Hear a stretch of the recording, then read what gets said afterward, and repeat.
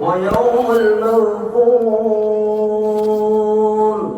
وحل الله لكم فيه الطعام وحرم لكم الصيام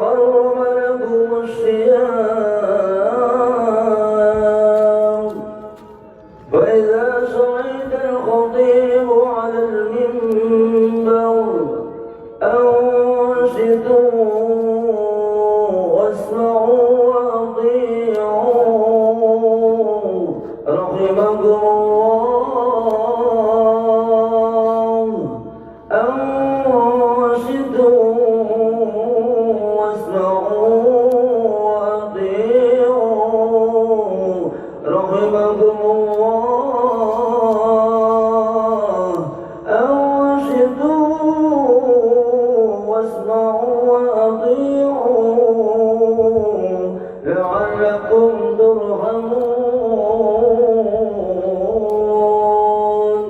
اللهم صل على سيدنا محمد. اللهم صل وسلم وبارك على سيدنا محمد. اللهم صل وسلم وبارك على سيدنا محمد وعلى آل سيدنا محمد. اللهم قوّ الإسلام من المسلمين والمسلمات والمؤمنين والمؤمنات وانصرهم على معاند الدين. يا رب اختم لنا منك بالخير ويا خير الناصرين برحمتك يا أرحم الراحمين.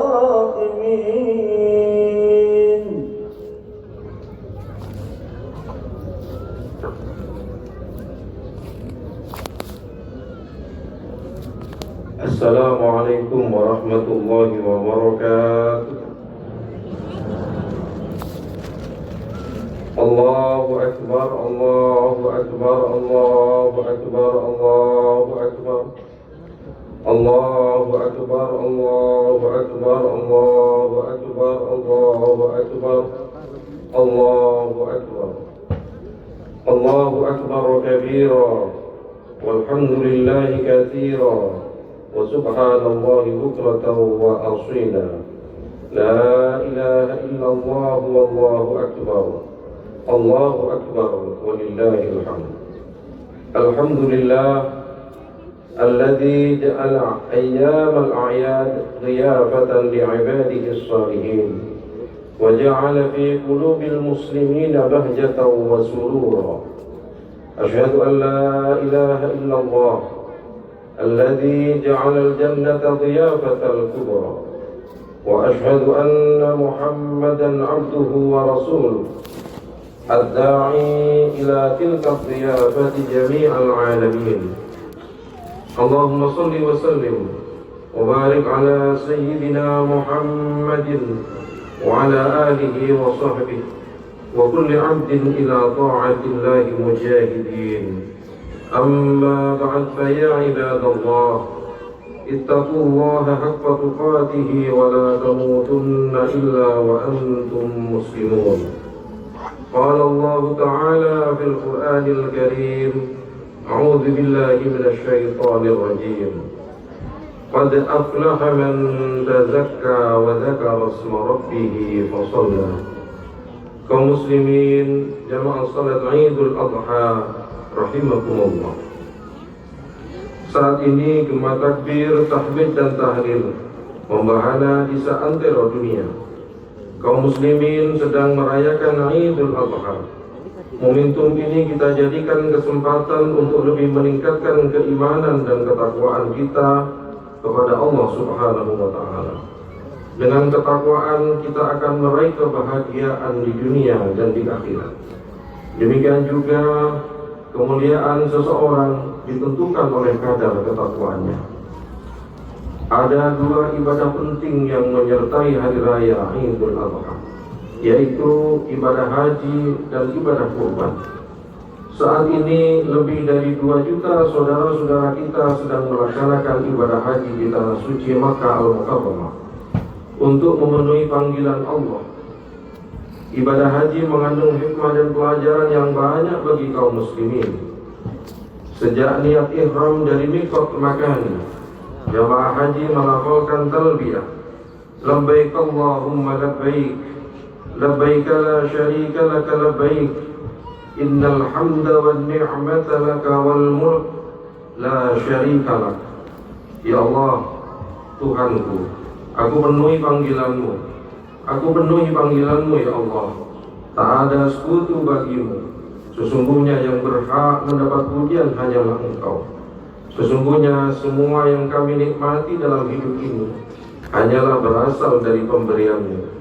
Sesungguhnya kerajaan, kedudukan, jabatan dan kekuasaan hanyalah milik-Mu. Tak ada satupun yang menyekutuimu. Talbiyah merupakan jawaban setiap jamaah haji atas panggilan Allah untuk menunaikan ibadah haji.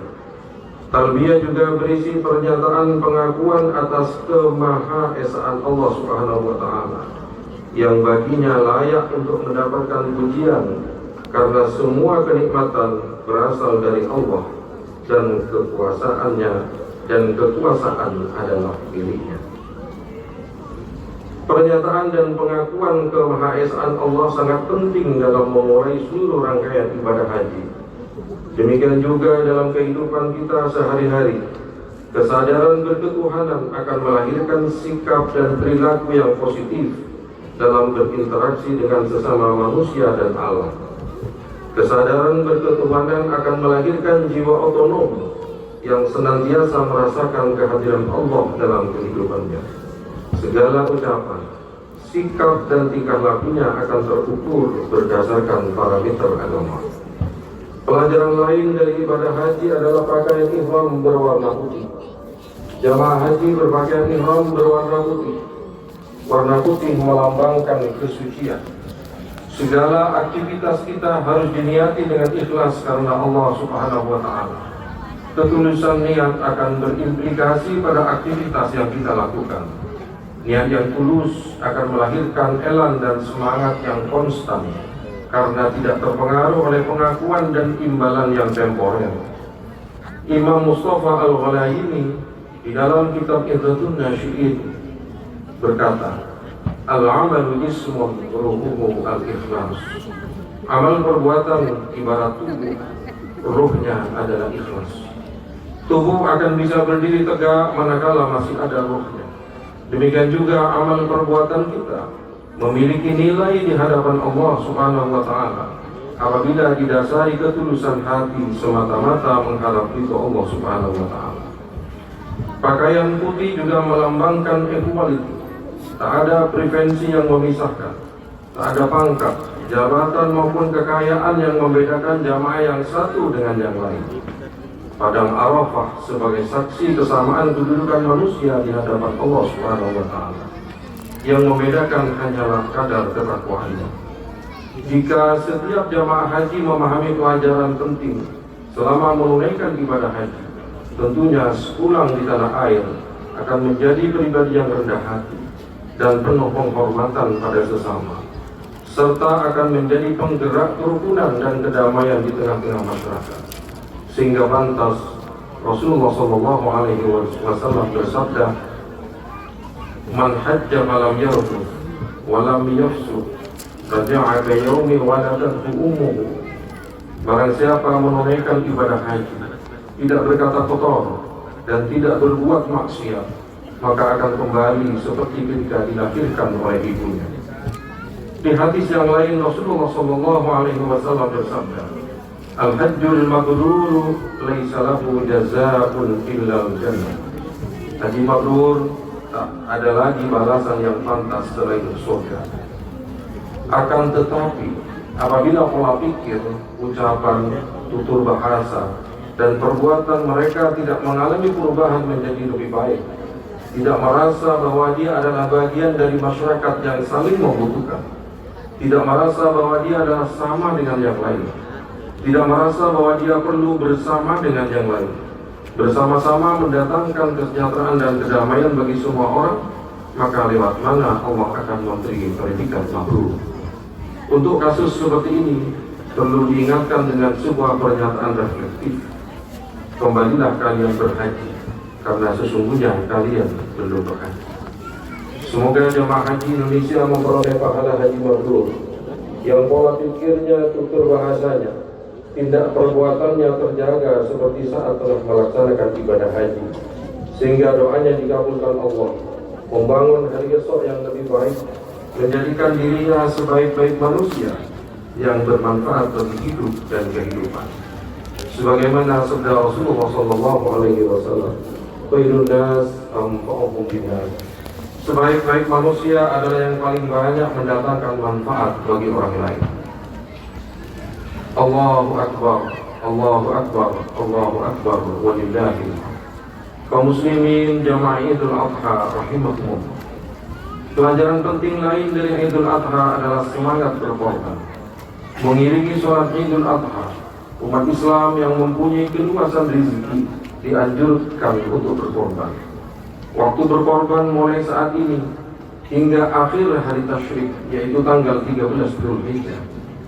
Menurut data dari Dinas Peternakan dan Kesehatan Hewan Provinsi Jawa Tengah, kebutuhan kurban pada tahun 2025 ini di Jawa Tengah sebesar 547.590 ekor. Ini menunjukkan tingginya semangat berkorban masyarakat Jawa Tengah, termasuk Demak. Dorongan berkorban sejatinya adalah dorongan mendekatkan diri kepada Allah Subhanahu wa Ta'ala. Cakupannya sangat luas, sehingga apapun yang kita lakukan untuk mendekatkan diri kepada Allah, baik berupa materi maupun non-materi, dapat dikategorikan sebagai implementasi kurban. Ketulusan dalam berkorban menjadi tolak ukur diterimanya kurban oleh Allah Subhanahu wa Ta'ala. Hal ini disampaikan, difirmankan oleh Allah Subhanahu wa Ta'ala di dalam Al-Quran. A'udzu billahi minasyaitonir rajim. La yanalallaha luhumuha wa la dima'uha, walakin yanaluhu taqwa minkum. Kadzalika sakhkharaha lakum litukabbirullaha 'ala ma hadakum wa basyiril muhsinin. Tidak dapat mencapai Allah daging dan darah hewan yang disembelih, tetapi yang dapat mencapai adalah ketakwaanmu. Demikianlah Allah telah menundukkannya untukmu, supaya kamu mengagungkan Allah atas hidayahnya padamu, dan berilah kabar gembira kepada orang-orang yang berbuat baik. Nabi Ibrahim alaihissalam telah memberikan contoh ketulusan dalam berkorban ketika diperintahkan oleh Allah Subhanahu wa Ta'ala untuk menyembelih putranya Ismail alaihissalam. Dengan berbagai macam godaan yang dilancarkan oleh iblis, Nabi Ibrahim bergeming tetap melaksanakan perintah Allah dengan penuh ketulusan, sehingga akhirnya oleh Allah Subhanahu wa Ta'ala diganti dengan seekor domba besar. Pelajaran penting dari peristiwa tersebut adalah sebagai berikut. Pelajaran yang pertama, totalitas kepatuhan kepada Allah Subhanahu wa Ta'ala. Nabi Ibrahim yang mendapat julukan Khalilullah, kekasih Allah, mendapat ujian berat pada saat rasa bahagianya meluap-luap dengan kehadiran sang buah hati di dalam rumah tangganya. Lewat perintah menyembelih Ismail, Allah Subhanahu wa Ta'ala seolah hendak mengingatkan Nabi Ibrahim bahwa anak hanyalah titipan. Anak tak boleh melengahkan kita bahwa Allah tujuan akhir dari rasa cinta dan ketaatan. Nabi Ibrahim mampu membuktikan bahwa perintah Allah di atas segalanya, termasuk di atas rasa cintanya kepada anak kesayangannya. Demikian juga Nabi Ismail mampu membuktikan bahwa sebagai anak yang patuh kepada perintah Allah, bersedia untuk melaksanakan perintah Allah Subhanahu wa Ta'ala. Kaum muslimin rahimakumullah, perintah Allah ada yang bersifat ta'abudi dan ta'abudi. Dalam melaksanakan perintah Allah yang bersifat ta'abudi, kita tidak perlu mempertanyakan mengapa Allah memerintahkan kita, karena Allah lebih mengetahui rahasia dan hikmahnya. Sedangkan dalam melaksanakan perintah Allah yang bersifat ta'akul, kita diberi porsi untuk menemukan formula yang cocok dan tepat sesuai kadar kemampuan manusia. Pelajaran kedua, kemuliaan manusia. Kisah Nabi Ibrahim alaihissalam dan Nabi Ismail alaihissalam mengajarkan kepada kita bahwa jangan menganggap mahal sesuatu bila itu untuk mempertahankan nilai-nilai ketuhanan. Namun di sisi lain, kita juga dihimbau untuk tidak meremehkan nyawa dan darah manusia. Penggantian Nabi Ismail dengan domba besar adalah pesan nyata bahwa pengorbanan dalam bentuk manusia dilarang oleh agama. Dalam Islam, darah manusia sangat dihormati karena termasuk dari salah satu tujuan diturunkannya syariat adalah melindungi jiwa. Menurut Imam Asy-Syatibi, ada 5 maqasidus syariah. Tujuan diturunkannya syariat ke bumi ini oleh Allah menurut Imam Asy-Syatibi ada 5, yaitu hifdzuddin, melindungi agama, hifdzun nafs, melindungi jiwa, hifdzul aql, melindungi akal, hifdzul mal, melindungi harta, hifdzun nasab, melindungi keturunan. Dengan demikian sesungguhnya syariat bertujuan untuk mewujudkan kemaslahatan manusia di dunia dan akhirat. Pelajaran ketiga yaitu kepedulian sosial. Menurut Imam Al-Ghazali, pembagian hewan kurban dibagi menjadi 3 bagian. Sepertiga untuk dimakan sendiri, sepertiga untuk hadiah, dan sepertiga untuk sedekah. Pembagian semacam ini adalah menunjukkan betapa pentingnya kepedulian sosial. Masih banyak di sekitar kita orang yang membutuhkan uluran tangan agar bisa keluar dari himpitan ekonomi sehingga bisa mengenyam pendidikan dan kehidupan yang layak. Ajaran kurban mengasah ketajaman dan kepekaan emosional kita sehingga ringan membantu sesama. Kepedulian pada sesama dapat menciptakan suasana saling mengasihi dan menyayangi, serta dapat menekan tingkat kecemburuan sosial. Semoga kita dapat menumbuhkan kesadaran beribadah dan semangat berkorban. Amin. Allahumma amin. A'udzubillahi minasyaitonir rajim. Bismillahirrahmanirrahim. Inna a'tainakal kautsar fasalli li rabbika wanhar. Inna syani'aka huwal abtar. Barakallahu li wa lakum fil Qur'anil 'azim. Wa nafa'ani wa iyyakum bima fihi minal ayati wa dzikril hakim. Aqulu qawli hadza fastaghfiruhu innahu huwal ghafurur rahim. Allahumma shalli wa sallim wa zid 'alaihi wa taqabbal wa barik